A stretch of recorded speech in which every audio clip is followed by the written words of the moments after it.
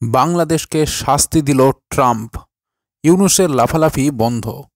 বন্ধুরা, proud বেঙ্গলির YouTube চ্যানেলে আপনাদের সকলকে স্বাগত জানাই। ভারতের পূর্ব প্রান্তের প্রতিবেশী বাংলাদেশে এখন অরাজক অবস্থা চলছে। গত বছর হাসিনা সরকারের পতনের পর যখন থেকে নোবেল বিজয়ী ইউনূস ক্ষমতায় এসেছেন, তখন থেকে সেদেশে নানা সমস্যা দেখা যাচ্ছে। ইউনূস তত্ত্বাবধায়ক সরকারকে নেতৃত্ব দিলেও সেদেশের আইন শৃঙ্খলাকে ফিরিয়ে আনতে ব্যর্থ হয়েছেন।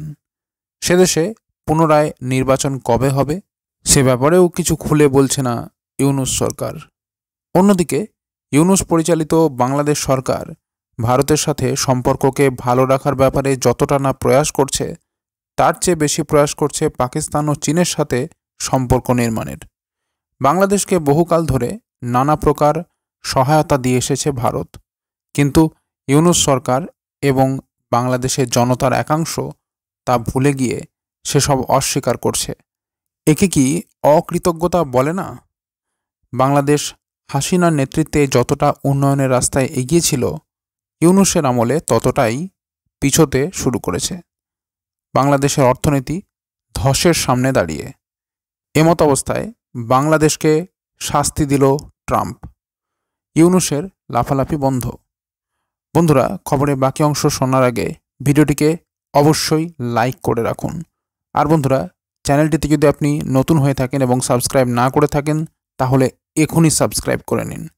আর বন্ধুরা, সকলেই কমেন্ট বক্সে লিখে জানান আপনার মতে ইউনূসের আমলে বাংলাদেশ এগোচ্ছে না পিছোচ্ছে।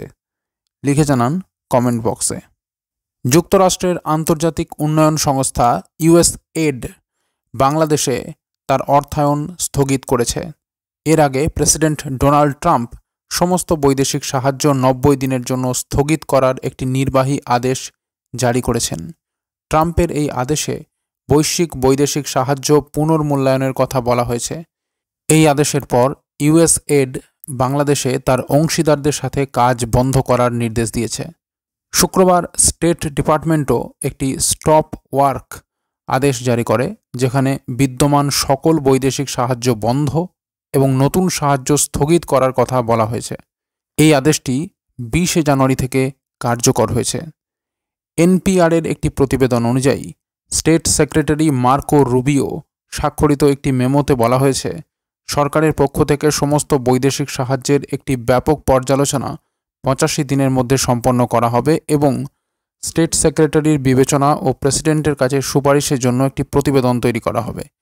ট্রাম্পের নির্বাহী আদেশের উদ্ধৃতি দিয়ে ইউএসএইড বাংলাদেশে তার অংশীদারদের কাছে একটি বিবৃতি জারি করে, যেখানে তাদের সাথে চুক্তির অধীনে চলমান সকল কাজ বন্ধ করার নির্দেশ দেওয়া হয়েছে। ইউএসএইডের বিবৃতিতে বলা হয়েছে, এই চিঠিটি ইউএসএইড বাংলাদেশের সকল বাস্তবায়নকারী অংশীদারদের জন্য একটি নির্দেশনা হিসেবে কাজ করবে, যাতে তারা তাদের ইউএসএইড বাংলাদেশ চুক্তি, টাস্ক অর্ডার, গ্রান্ট, সহযোগিতা চুক্তি বা অন্যান্য অধিগ্রহণ বা সাহায্য সরঞ্জামের অধীনে সম্পাদিত যে কোনো কাজ অবিলম্বে বন্ধ, স্থগিত বা বাতিল করে।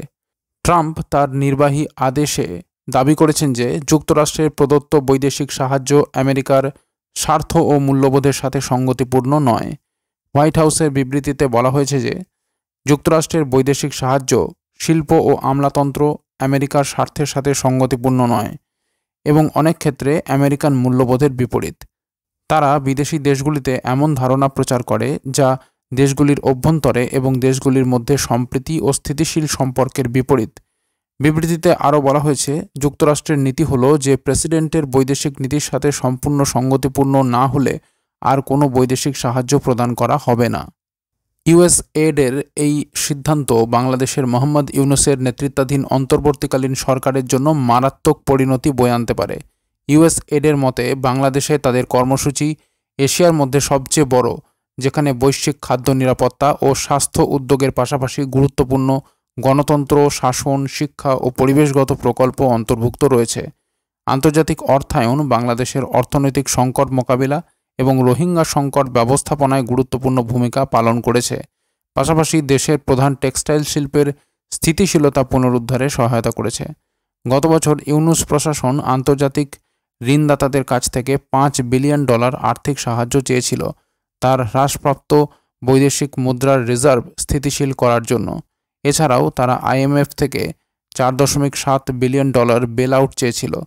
উল্লেখ্য, 2024 সালের সেপ্টেম্বরে যুক্তরাষ্ট্র বাংলাদেশকে $292 মিলিয়ন সাহায্য দেওয়ার প্রতিশ্রুতি দিয়েছিল। এর আগে 2021 সালের একটি চুক্তিতে USAID 2021 থেকে 2026 সালের মধ্যে বাংলাদেশকে $954 মিলিয়ন সাহায্য দেওয়ার প্রতিশ্রুতি দিয়েছিল, যার মধ্যে $425 মিলিয়ন ইতিমধ্যেই বিতরণ করা হয়েছে। তো বন্ধুরা, এই ছিল পুরো খবর। খবরটি যদি গুরুত্বপূর্ণ মনে হয় এবং ভালো লেগে থাকে তাহলে অবশ্যই লাইক এবং শেয়ার করতে ভুলবেন না। আর বন্ধুরা, চ্যানেলটি যদি এখনও সাবস্ক্রাইব না করে থাকেন তাহলে এখনই সাবস্ক্রাইব করে নিন। আর বন্ধুরা, সকলেই কমেন্ট বক্সে লিখে জানান আপনার মতে ইউনূসের আমলে বাংলাদেশ এগোচ্ছে না পিছোচ্ছে, লিখে জানান কমেন্ট বক্সে। তো বন্ধুরা, এখনকার মতো এই পর্যন্তই। সবাই ভালো থাকবেন। অসংখ্য ধন্যবাদ।